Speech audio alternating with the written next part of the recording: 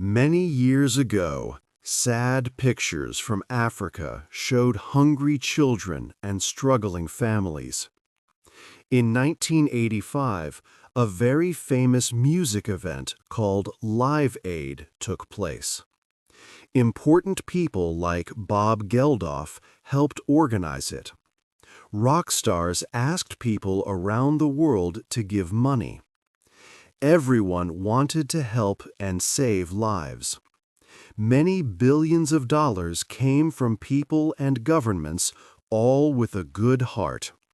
They believed this money would end hunger and poverty in Africa. For over 60 years, a huge amount of money has been sent to Africa. It is more than $1 trillion in total aid. This money was meant to help African nations grow and make their people's lives better. However, today, many places in Africa still face deep poverty. A large percentage of the world's poorest people still live on this continent. Some countries that received a lot of aid are still struggling with economic problems. This situation presents a big puzzle. If so much help was given, why does poverty continue? Did all this foreign money truly make things better? Or is it possible that this aid, meant to help, has actually caused harm? We need to understand if the very system designed to lift Africa out of poverty has instead created new challenges and difficulties, keeping it from truly developing on its own. 2. A good idea from the past. After World War II, much of Europe was in ruins. The United States launched a very important program called the Marshall Plan in June 1947. This plan sent $13.3 billion to help rebuild Western Europe. It was a huge success.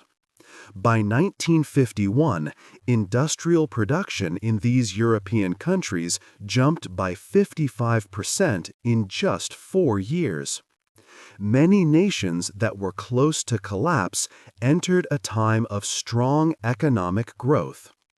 The Marshall Plan worked for specific reasons unique to Europe. First, Europe already had strong institutions like clear legal systems and ways to manage government. These were damaged by the war, but could be rebuilt, not created from scratch. Second, Europe had many skilled workers who could read and write, with a long history of industry. Third, the plan was made to restart existing businesses and factories. It was about making something that was broken work again, not building from nothing.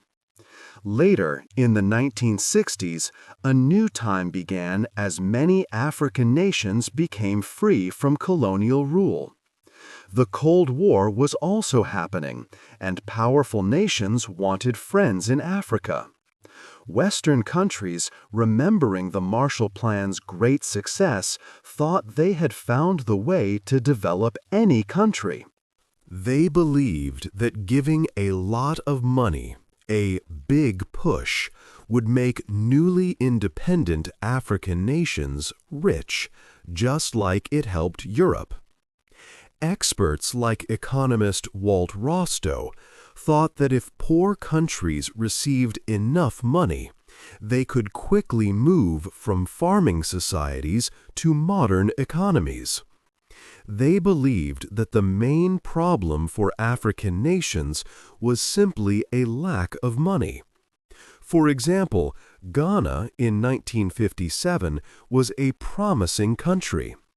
The idea was simple: provide the money, and development would naturally follow.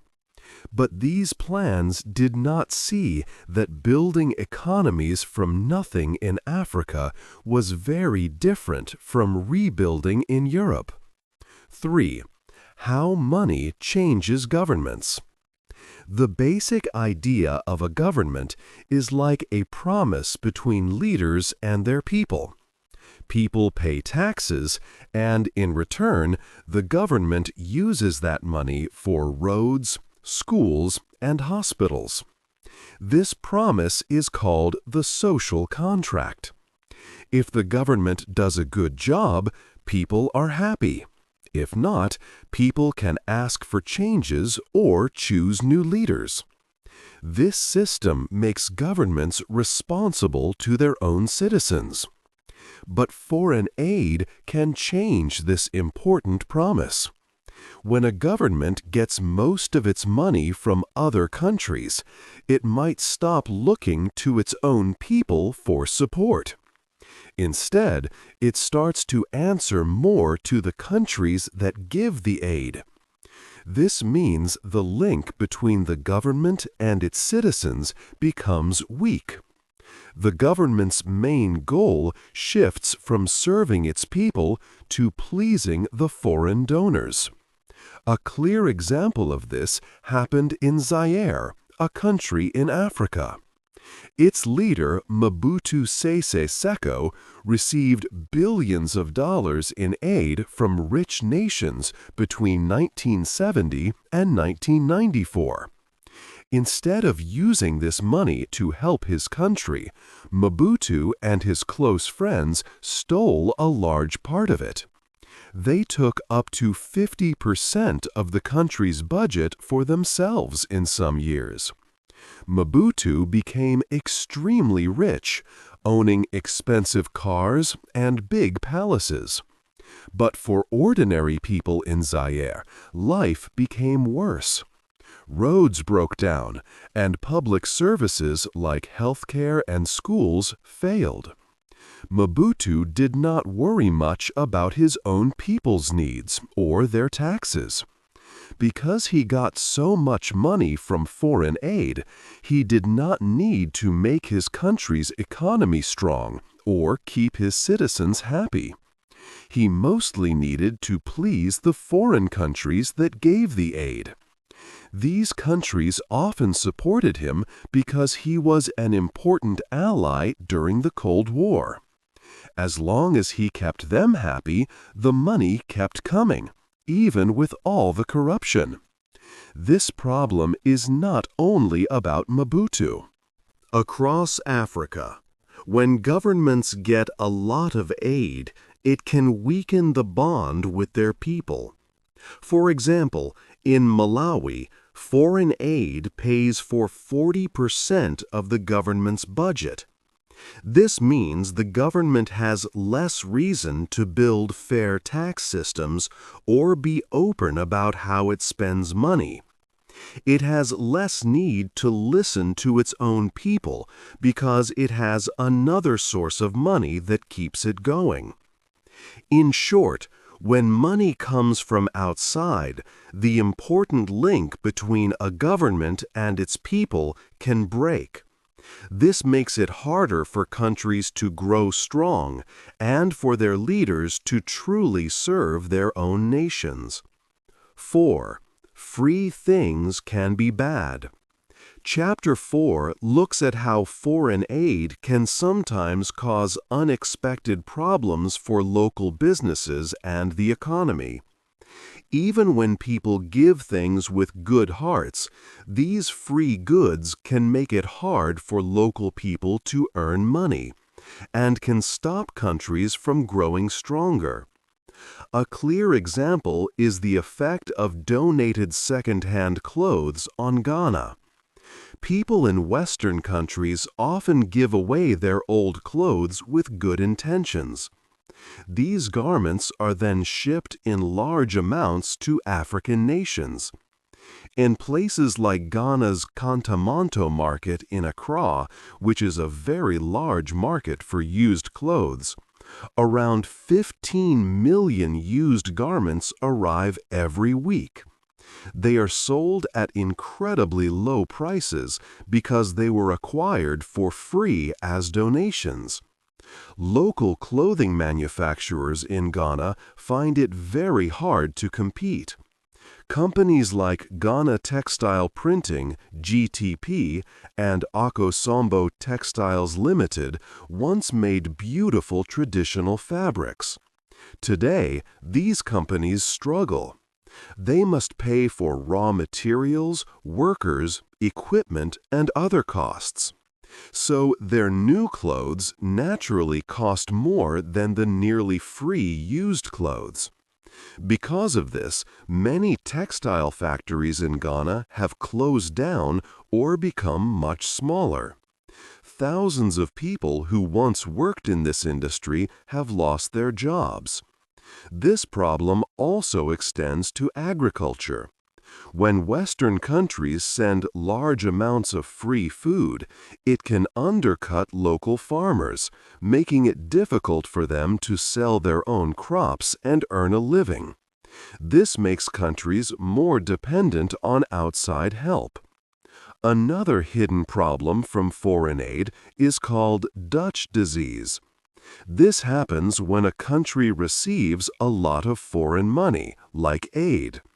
This large inflow of foreign currency increases its supply in the local economy. If the country's exchange rate is flexible, this increased supply makes the country's own money, its currency, become stronger. While a stronger currency might sound good, it creates a big problem for businesses that want to sell things to other countries. If the local currency is strong, products like coffee or manufactured goods become more expensive for foreign buyers to purchase. For example, if a Ghanaian company wants to sell its products to buyers in Europe, a stronger Ghanaian currency means European buyers have to pay more in their own money. This makes them less likely to buy from Ghana and more likely to buy from a country with cheaper goods. This strongly hurts export industries, which are vital for a country's growth. Countries like South Korea and Taiwan became very rich by focusing on selling many goods around the world. However, large amounts of aid, by causing Dutch disease, can make it difficult for African countries to follow this successful path of export-led growth. Instead of building strong, competitive businesses that can sell globally, they find it harder to develop their export sectors. This shows that while aid is given with good intentions, it can sometimes accidentally make local economies weaker and prevent them from growing on their own in sustainable ways. 5. The big business of aid. Foreign aid has become a very big business. It employs many people in rich countries. This industry has grown to be worth a lot of money, even trillions of dollars over time. However, this big system often costs a lot to run. A large part of the money that is given for aid never reaches the people who need it most. Instead, it is used for what are called overhead costs. These costs include things like administration, salaries for staff in donor countries, and other running expenses for aid organizations.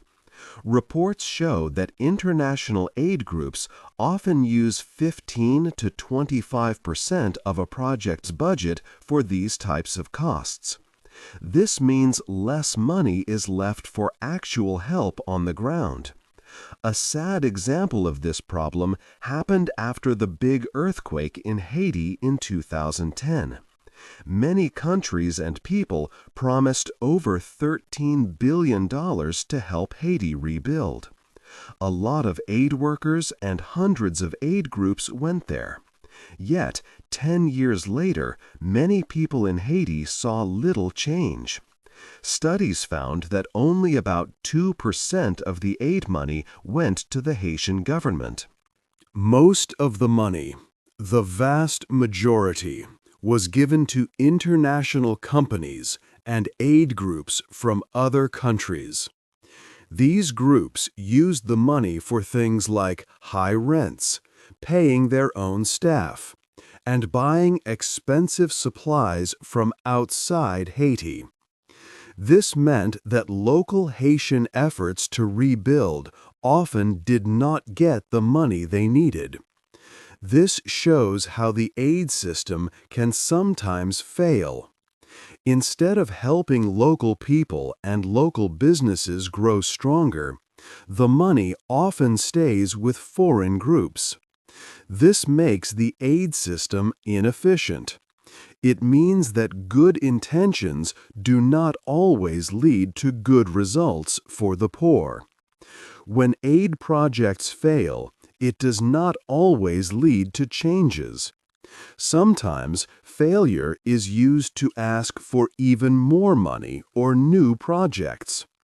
This creates a situation where aid organizations do not have a strong reason to improve how they work, as they do not face the same challenges as a normal business. 6. Two countries, two stories. In Africa, two countries show very different paths to development. One country, Botswana, found success largely on its own terms. The other, Malawi, struggled deeply due to its heavy reliance on foreign help. Their contrasting stories offer important lessons about nation building and the true impact of aid. When Botswana gained its independence in 1966, it was one of the poorest nations globally. It had very little infrastructure and few educated people. Then, large diamond deposits were discovered. For many countries, such natural wealth often leads to corruption. However, Botswana chose a wise path. Its government established clear and honest institutions to manage the diamond money. This money went into the national budget, not private accounts, and was carefully watched. Botswana used its diamond revenues to invest in its own future, building schools, hospitals, and modern roads. Crucially, it did not become heavily dependent on foreign aid. This allowed Botswana to build its own strong foundations.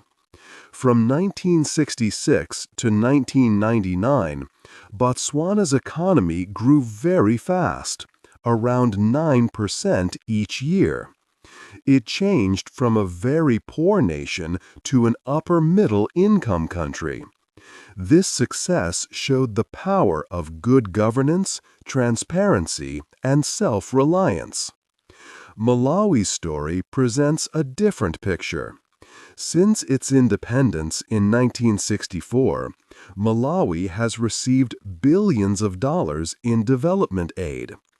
It is now one of the most aid-dependent countries.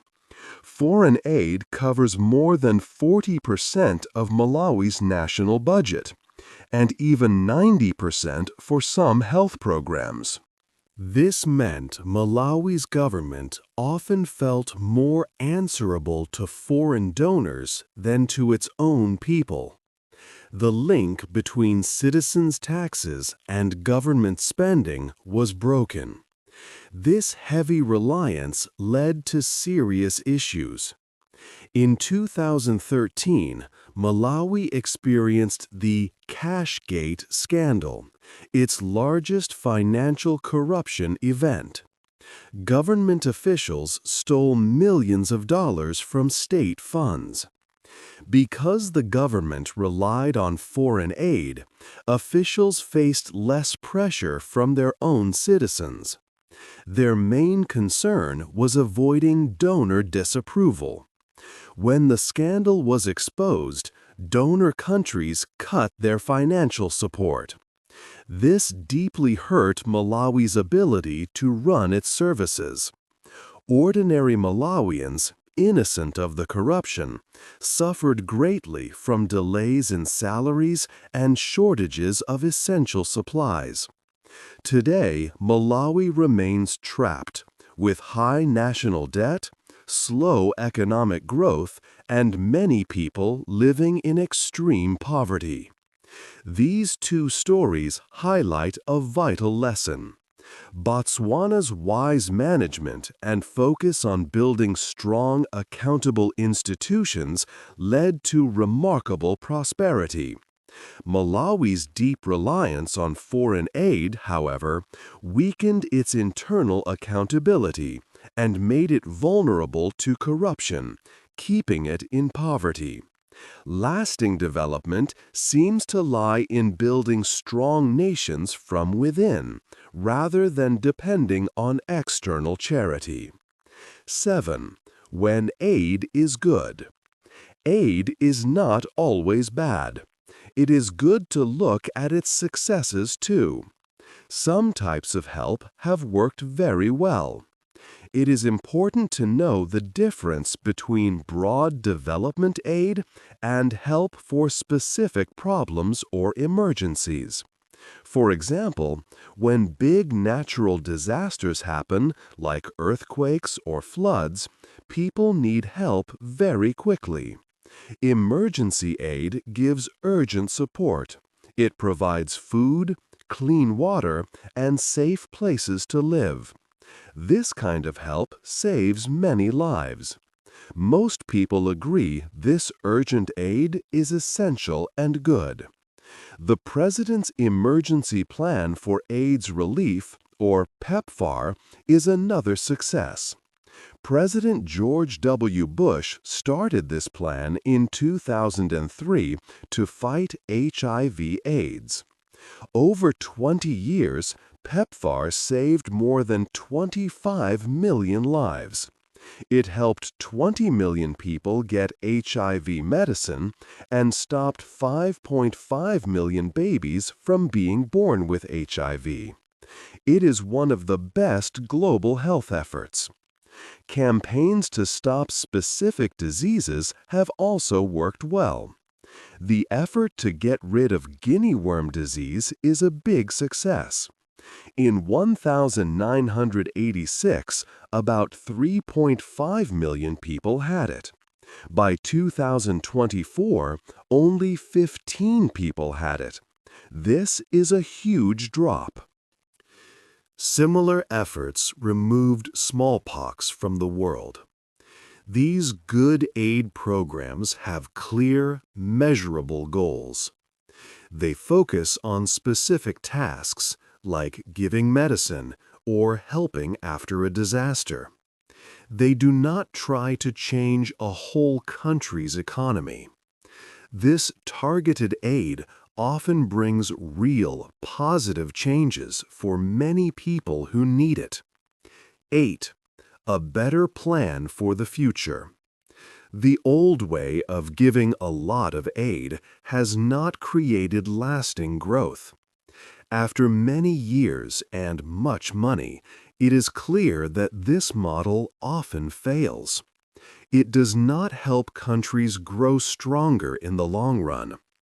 We need better ways that give power to local people and their economies. One better way is fair trade. This means rich countries should stop policies that hurt African businesses. For example, some rich countries give a lot of money to their own farmers. This makes their farm products very cheap. When these cheap products go to African markets, local farmers cannot sell their own goods. Removing these subsidies would help African farmers sell more and earn more. It would be better than giving aid. Another good plan is to bring in foreign direct investment. This is when foreign companies put money directly into African businesses. They build factories, create jobs, and share new knowledge. Unlike aid, these investments must make a profit, so they are run well. Countries like Vietnam and China grew a lot with foreign investment. African nations need clear rules and stable laws to attract this kind of money. Countries like Mauritius and Rwanda have shown how this can work. We can also help people directly with microfinance and cash transfers. Microfinance gives small loans to people who cannot get money from banks. They use this money to start small businesses. The people pay back the loans, which helps local banks grow. Direct cash transfers give money straight to poor people. They can then decide what they need most, like food, school, or business tools. Studies show people use this money wisely, which helps their families and communities.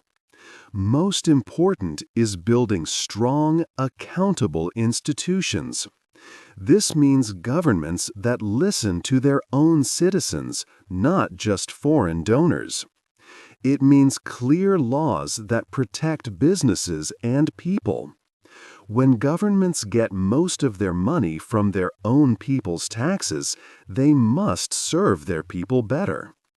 Aid can stop this important link. We need to help African countries build their own strong systems that work for their people. This cannot be forced from outside. The future for Africa is about becoming a partner in the global economy. It is not about being a charity case forever. This change means moving away from simply giving aid.